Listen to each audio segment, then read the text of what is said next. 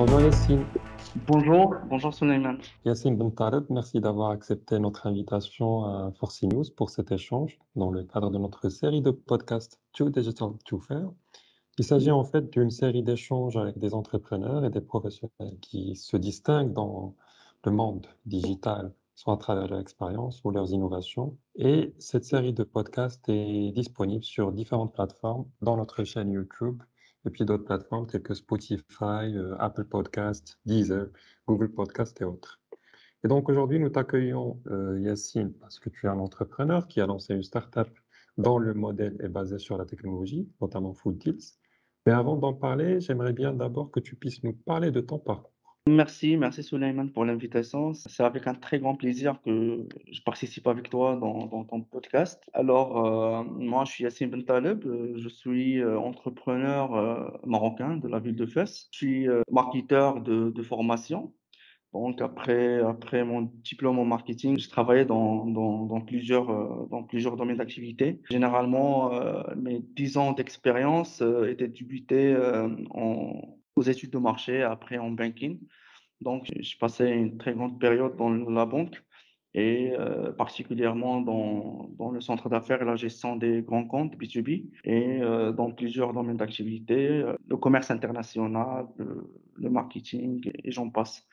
Donc voilà, généralement, cette expérience m'a permis de développer mon réseau dans une ville assez compliquée comme la ville de Fès. C'était bien sûr un choix professionnel bien pensé et bien cadré, car c'était la porte de la création de ma première boîte en 2015, qui est Smart Move Consulting, qui existe toujours aujourd'hui. Et donc, c'est une entreprise que je gère aux côtés de Food Deals. SmartMove était un cabinet de conseil en marketing. Donc, nous travaillons sur la partie stratégique et nous accompagnons nos clients sur la partie réflexion stratégique et opérationnelle aussi. Après, on est passé à la partie événementielle, vu la demande de nos clients multiples. Et par la suite, on est passé à ou bien un autre audace, qui est le développement des solutions IT. Et on a développé une équipe très, très performante qui fait le mobile et le web. Et donc, c'est dans cet environnement qu'on a pu développer et créer Food Deals, moi et mon CTO. Food Deals est le sort ou bien le résultat d'une réflexion qui est venue après un constat. Donc, le constat était très, très simple. Après l'organisation de plusieurs événements pour nos clients, on se retrouve à chaque fois devant des quantités de denrées ou des quantités de buffets non consommés et mal gérés par, que ce soit les établissements partenaires, que ce soit par les traiteurs et d'autres. Donc, à chaque fois, je me posais la question, comment peut-on régler ce problème? Et donc, c'est là où la réflexion a commencé. Et donc, voilà, après, on a commencé le développement de la solution après des benchmarks à l'échelle internationale. Et bien sûr, ça a pris du temps parce que la solution, il devait être adapté au contexte marocain et africain, car notre ambition et notre vision dès le début, c'est le lancement dans toute la région MENA. Et donc, voilà, généralement, c'est ça le contexte général. D'accord, mais avant justement de détailler ce contexte, c'est quoi Food Deals exactement pour les gens justement qui savent pas c'est quoi?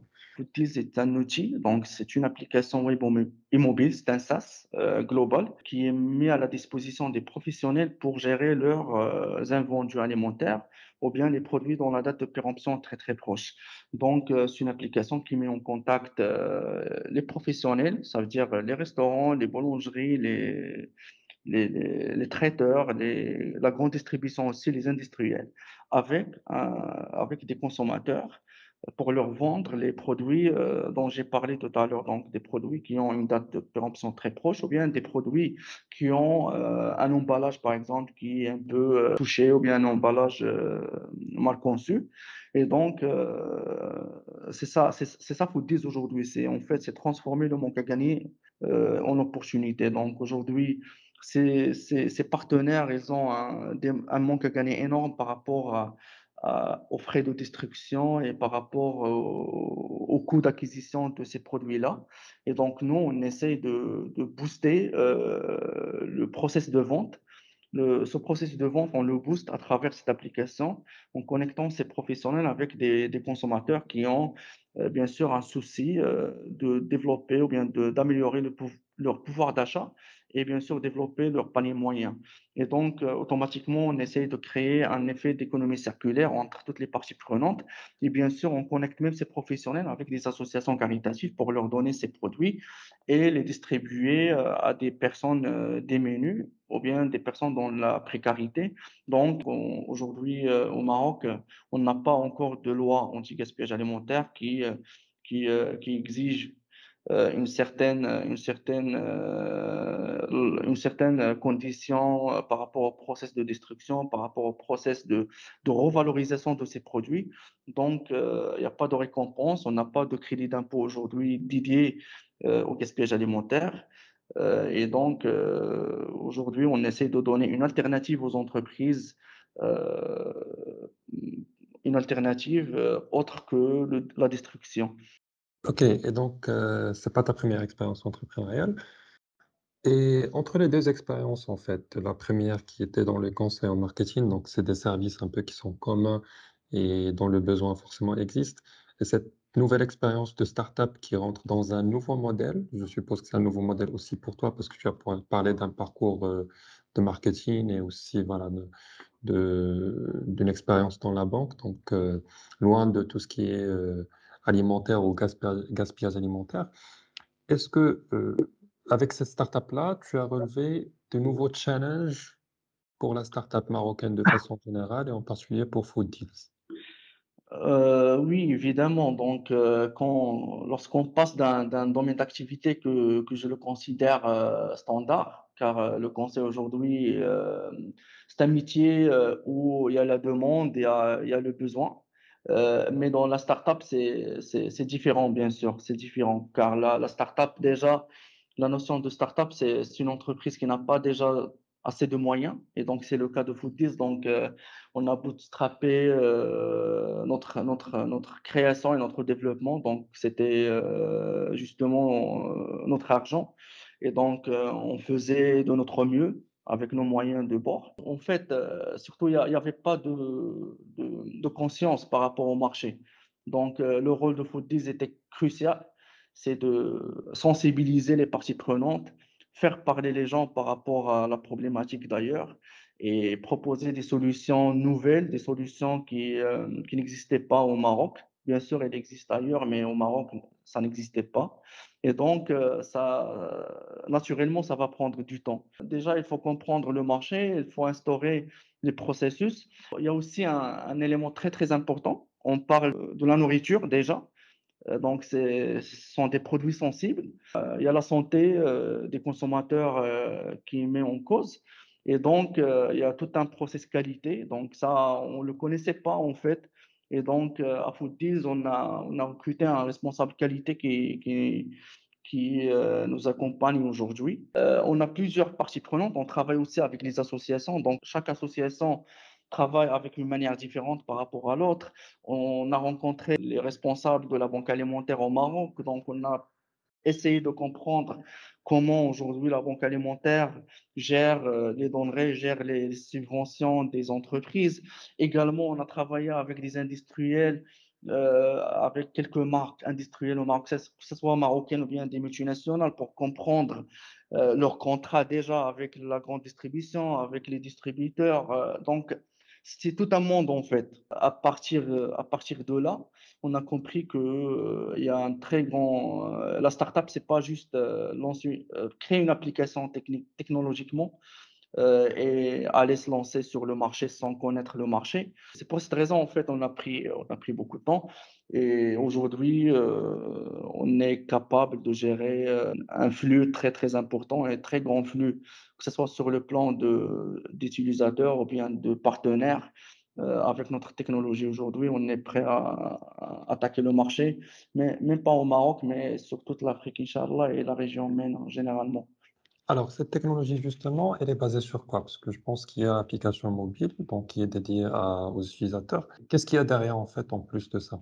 Alors, Fooddeal, c'est un SaaS complet. Alors, on a une application dédiée aux professionnels, d'accord? Donc, c'est une application qui s'appelle Fooddeals Pro. Alors, Fooddeals Pro, elle est disponible sur web et sur mobile, d'accord? Donc, cette application, à travers cette application, les professionnels peuvent se connecter, peuvent gérer leurs points de vente et peuvent gérer les autres applications. Par exemple, si on a un contrat avec je vais prendre un exemple d'une grande surface, d'un GMS. Donc, les GMS aujourd'hui peuvent se connecter sur l'application Foodies DLC. Donc, c'est pour gérer les dates limites de consommation, pour les retirer à temps et pour prendre des décisions, que ce soit avec des promotions régulières ou bien donner ces denrées ou bien ces produits à des associations. Donc, automatiquement, la première application, elle est dédiée à la détection des produits dont la date de péremption est très, très proche. Donc, ça, c'est la phase numéro 1. Après, à la phase 2, c'est la prise de décision. Donc, on passe à une solution qui est la solution grand public. C'est l'application téléchargeable sur les stores. Donc, cette solution, elle permet bien sûr aux clients d'acheter ces produits de chez les GMS à travers l'application. D'accord? Donc, avec des prix bien sûr qui sont moins chers. Également, on a une autre application qui s'appelle Food Deals Donate. C'est une application où se connectent les associations pour visualiser les offres postées ou bien les offres créées par les industriels et par ces GMS avec des quantités qui sont mises aux dons. Donc, automatiquement, les associations peuvent récupérer ces denrées au magasin. Cette connexion d'écosystème passe par plusieurs applications. Donc, on a l'application Pro, on a l'application DLC qui est dédiée au merchandiser et chef de rayon. Donc, les deux se connectent sur la même application pour gérer les dates et saisir la data. Et bien sûr, on a l'application grand public, Foodies, et on a l'application association, c'est l'application Donate, Foodies Donate. Et donc, les professionnels peuvent gérer ces trois applications à travers un seul outil, une seule interface, c'est Foodies Pro. D'accord? Donc, automatiquement, un GMS, il peut, à travers Foodies Pro, ouvrir des sous-comptes, ça veut dire des magasins partout au Maroc, quel que soit le nombre de magasins, avec le responsable, avec toutes les informations relatives à ce magasin ou bien à la personne qui gère le magasin. Il y a une fonctionnalité qu'on vient de créer, c'est que les consommateurs, à travers euh, l'application grand public, l'application mobile Food 10, ils peuvent acheter ou bien faire des courses et au lieu de les récupérer, ils peuvent les donner à une association directement à travers l'application Food 10. Donc, automatiquement, l'ordre passe par le restaurant et tombe chez les associations. Soit on va choisir une association bien précise, ou bien on laisse le rôle de l'algorithme qui va choisir les associations de proximité.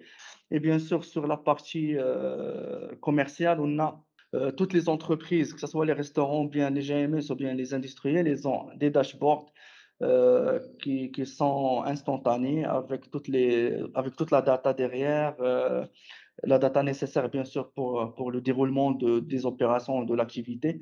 Et donc, généralement, c'est un peu ça. Donc, Foodies, aujourd'hui, c'est un élément fédérateur qui fédère toutes les parties prenantes. Et nous espérons, bien sûr, emborder avec nous l'État pour discuter sérieusement ces problèmes de gaspillage alimentaire, car on sait tous les conséquences néfastes, que ce soit socialement, bien sûr, que ce soit sur la partie environnementale.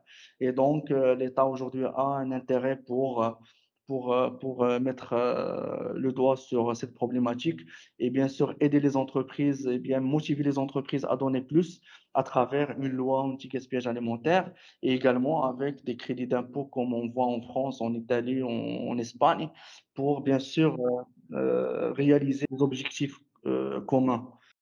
Et donc, technologiquement parlant, c'est des applications qui sont basées sur des technologies mobiles et web, sur du cloud computing. Et tu as parlé d'algorithmes. Est-ce qu'il y a de l'intelligence artificielle derrière? Et si c'est le cas, enfin, quel type de données sont exploitées dans ce sens? En fait, on travaille actuellement sur une partie d'algorithmes basés sur l'intelligence artificielle, sur la partie, DLC pour, aider les entreprises à prendre une décision. Donc, la data, c'est en fait, c'est gagner en temps, pour prendre des décisions et dire aux entreprises à quel prix ils peuvent vendre un produit qui a une date de péremption, à 1 semaine. Et par la suite, cette intelligence artificielle, elle pourra leur dire, voilà, il faut changer le prix, car il vous reste juste 4 ou 5 jours. Et donc, on travaille dans ce sens. Mais en fait, c'est une fonctionnalité qui va être intégrée par la suite, juste après les premiers contrats, Inch'Allah. Donc, on va essayer d'aller vers ce sens de fonctionnalité. Donc, aujourd'hui, on a une solution qui est simple et basique et très, très fiable pour gérer les DLC, gérer ces actions de promotion ou bien de dons manuellement. Mais nous sommes en train, notre équipe elle est en train de travailler sur cette intelligence artificielle qui va être intégrée dans un deuxième temps, bien sûr, sur l'application. Donc, c'est ça la partie la plus qui nécessite vraiment une intelligence artificielle pour aider les décideurs ou bien aider ces gens du terrain pour qu'ils gagnent du temps et pour qu'ils puissent étiqueter leurs produits rapidement et prendre des décisions rapidement, et donc pour ne pas perdre du temps.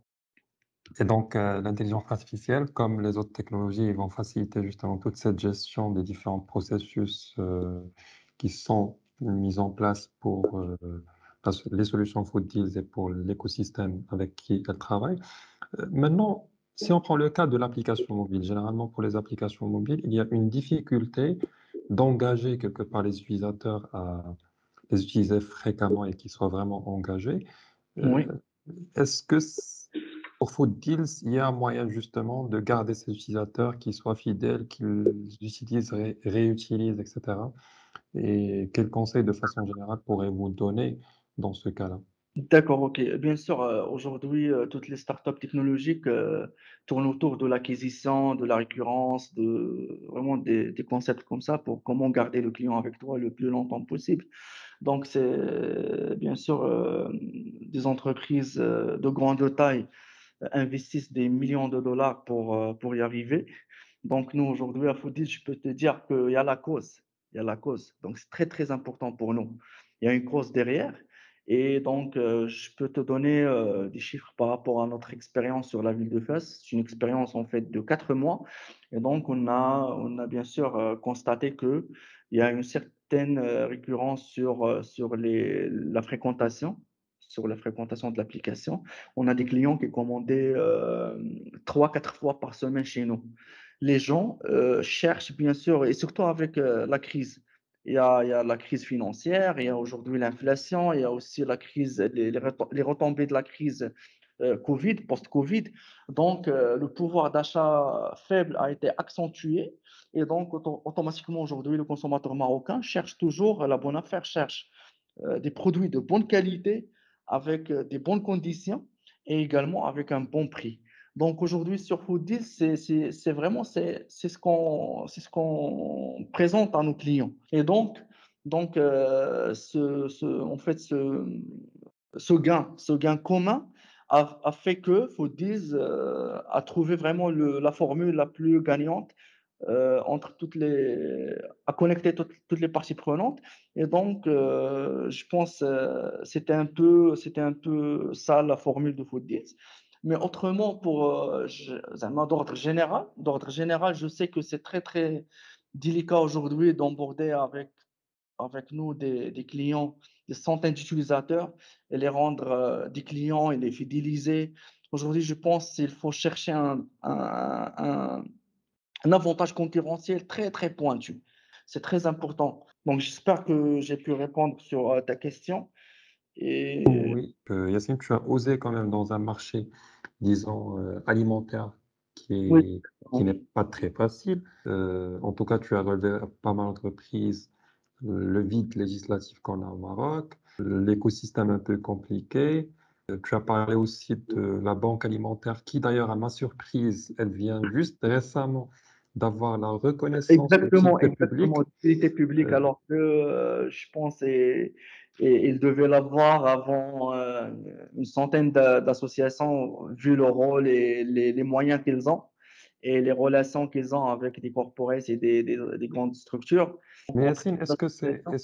Oui, est-ce que cet événement-là n'est pas vraiment le bon signe, attendu dans ce secteur-là? Pour tout ce exactement, qui est, exactement. gaspillage alimentaire, pour tout ce qui est Exactement. aujourd'hui souveraineté alimentaire dont on parle De aussi. souveraineté aliment exactement, je te rejoins sur ce point. C'est un point très, très positif et d'ailleurs, on l'a pris avec beaucoup de joie d'ailleurs, car ça permet à l'écosystème un peu d'avoir, un peu d'espoir et donc, vu qu'aujourd'hui la banque alimentaire, comme je t'ai dit, tout à l'heure, c'est l'élément clé de cet écosystème associatif, surtout sur la partie alimentaire, sur la partie souveraineté alimentaire, car les efforts déployés par la Banque alimentaire sont très, très, très importants.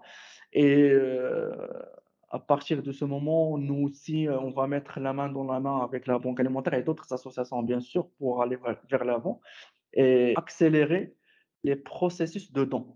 Et c'est une dernière question. C'est une Oui, question, en fait, que sûrement pas mal de porteurs de projets se posent. En fait, il y a pas mal de porteurs de projets qui sont pas technologistes. Et toi, justement, tu n'es pas technologiste à la base. oui, Donc, exactement. pour eux, c'est un frein. Donc, avant de démarrer l'aventure, il y en a ceux qui démarrent carrément pas à cause de ça, en se disant que la technologie, c'est pas mon domaine, etc.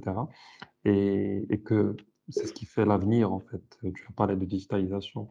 Et du coup, presque tous les projets qu'on verra de plus en plus, notamment chez les startups, sont basés sur des technologies. Est-ce que réellement c'est un frein? Et si c'est le cas, pourquoi? Si c'est pas le cas, justement, comment toi tu l'as géré? Ou comment tu conseilles justement à ces gens-là de gérer ça? C'est vrai, je constate la même chose en fait. Je constate qu'il y a pas mal de jeunes qui ont des idées super, mais sont bloqués à cause de la technologie. Alors, mon cas, c'était un peu différent car comme je me suis expliqué au début, on a un cabinet à côté où on a développé un DAS de toute la partie technologique, développement de solutions pour nos clients. Et donc, je pense qu'on n'avait pas ce type de problème. Donc, une fois j'ai déniché le besoin, j'ai fait un petit benchmark avec l'équipe. Donc, notre CTO, il était sur place, on a commencé à discuter, on a vu les applications qui existent partout dans le monde. On a essayé de faire une petite architecture dédiée au marché marocain. Et donc, on a commencé, bien sûr, et on a pivoté. Ça, c'est un modèle. En fait, je peux dire même l'association aujourd'hui, je peux être bon dans le management, le marketing et peut-être les relations publiques et aller chercher l'information. Et je peux avoir un gars à côté de moi qui est développeur, par exemple, et on peut s'associer. Lui, il gère toute la partie tech et moi, je gère la partie management et ma partie développement. Donc, ça, c'est un modèle. Et je pense que c'est le modèle le plus répandu dans le monde entier, en fait. Et après, il y en a un autre moyen, ou bien une autre piste. Si moi, j'ai par exemple une idée et je veux être seul, je peux par exemple acheter du service tout simplement, aller chercher des prestataires. Si j'ai pas assez de moyens, je peux par exemple voir des freelances ou bien aller sur les plateformes de freelancing et voir une petite équipe délocalisée avec des prix low cost. Et bien sûr, ça va prendre beaucoup de temps et ça va impacter un peu la qualité, je pense. Bon, c'est un peu relatif. Mais ça ne sera jamais un frein. Donc, automatiquement, j'essaierai au moins de développer un MVP pour commencer. Et bien sûr, après l'MVP, je peux le présenter à des incubateurs et avoir des fonds pour recruter peut-être un développeur ou deux développeurs. Soit aller dès le premier jour avec l'idée à un incubateur pour qu'il puisse m'accompagner et me présenter des profils en interne ou bien des coworkers qui sont sur place. Et voilà, et travailler ensemble. Mais je pense les deux premiers cas, ils sont les plus répandus et les plus fiables et les plus intéressants, je pense, sur la partie dev. Se bloquer à cause de la technologie, je pense, c'est pas un prétexte, je pense, acceptable pour quelqu'un qui pourra faire l'entrepreneuriat. Car déjà, l'entrepreneuriat, au-delà de la technologie, au-delà de qui va faire quoi, bien sûr, tu sais déjà ça, il y a beaucoup de freins qui vont se présenter, de blocages, que ce soit financement, tu as l'équipe, tu as le matériel, tu as la mise en relation avec qui tu vas travailler, avec qui tu vas expérimenter. Donc, pour moi, le développement, c'est pas la mer à boire, mais pour moi, la question, c'est développer quoi et répondre à quel besoin et à quel moment, à quel prix, bien sûr. Et une fois, je pourrais répondre à toutes ces questions, je peux développer rapidement l'outil car je sais, j'aurai un cahier de charges bien ficelé, bien cadré, qui met noir sur blanc les notes liées ou bien relatives à mon produit technologique. Donc, l'entrepreneur, quelqu'un qui veut faire de l'entrepreneuriat, c'est quelqu'un qui est amené à être un peu polyvalent. Je ne dis pas qu'il doit maîtriser, mais au moins il doit être polyvalent, il doit avoir des connaissances basiques par exemple dans le développement, dans le marketing, dans d'ailleurs, je le dis toujours et je vais le redire toutefois que l'opportunité s'exposera devant moi. Il doit maîtriser un peu les sciences de gestion, comment gérer la comptabilité, comment gérer la relation déjà avec son comptable, avec son avocat, comment gérer les contrats. C'est au-delà de la technologie, comment gérer ces contrats des partenaires pour qu'ils soient couverts. Donc, comment il doit instaurer la confiance et dire que notre entreprise, notre start-up est une start-up sérieuse. Et donc, déjà, c'est très important. Donc, l'entrepreneur, il doit s'attendre à tout, à toutes sortes de problèmes et à tout type de blocage. S'il n'a pas une confiance, s'il ne croit pas dans le projet et dans l'équipe, crois-moi, il va lâcher, il va lâcher. Et donc, s'il n'y a pas vraiment cette rage d'aller vers le but final et de se lancer, je pense ça va pas vraiment aboutir. En tout cas, je te souhaite beaucoup de courage, je souhaite Merci beaucoup de beaucoup. succès pour Food Deals. Merci beaucoup pour cet échange, Yacine. Merci à toi, merci pour l'invitation, c'était un énorme plaisir. Et merci aussi à toutes nos auditrices et nos auditeurs. Et à très bientôt pour un autre échange, toujours dans le cadre des podcasts True Digital True Fair, que vous retrouvez sur les différentes plateformes de podcasting. Merci, à très bientôt.